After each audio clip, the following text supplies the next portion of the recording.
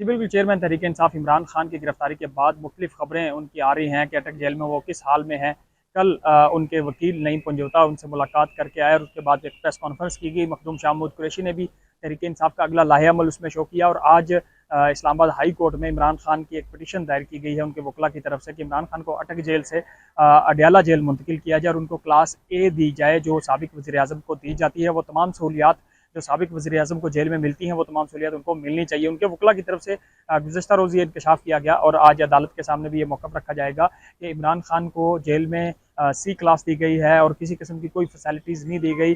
जैसे पहले बताया जा रहा था कि उनको तमाम जो सहूलियात हैं वो मैसर की जा रही हैं। बी क्लास दे दी गई है तो वो सिर्फ क्यासराइयाँ थी। वकला की तरफ से कहा गया है कि इमरान खान इस वक्त इंतहाई मुश्किलात में हैं। उनकी जेल में जो है उनको रात जब बारिश हो रही थी तो पानी टपकता रहा, वहाँ से कीड़े निकलते हैं। इमरान खान वहाँ मुश्किल में हैं, लेकिन इमरान खान की तरफ से ये कहा गया कि उनको अगर डी क्लास में भी रखा जाए तो वो इन सबको फेस करेंगे। लेकिन दूसरी तरफ शेर अफजल मरवत जो इमरान खान के वकील है उनकी तरफ से गुज़श्ता रोज़ ही दरख्वास्त दायर कर दी गई थी इस्लामाबाद हाई कोर्ट में और उसकी अभी समाअत भी होने जा रही है, जिसमें ये मौक़िफ़ अपनाया जाएगा कि इमरान खान को उनके वकला, उनकी फैमिली और तमाम लोगों से मिलने की इजाज़त दी जाए और उनको जेल में ए क्लास दी जाए जो साबिक वज़ीर आज़म को दी जाती है। इसके ऊपर देखना होगा कि इस्लामाबाद हाई कोर्ट क्या फैसला करती है। दूसरी तरफ इमरान खान के वकालतनामे पर गुज़श्ता रोज़ साइन भी करवा लिए गए थे और आज उनकी जो सज़ा ट्रायल कोर्ट ने सुनाई थी उसको भी चैलेंज कर दिया जाएगा और उसके पास देखना ये होगा कि उसके बाद इस्लामाबाद हाई कोर्ट ये फैसला कब टेकअप करती है, वो दरख्वास्त लगाती है, क्योंकि वकला अभी जो दरख्वास्तें दायर कर रहे हैं उसके ऊपर अगर कोई ये चूँकि इतना बड़ा हाई प्रोफाइल केस है इमरान खान की गिरफ्तारी का और उनको जो सज़ा सुनाई गई है उसका,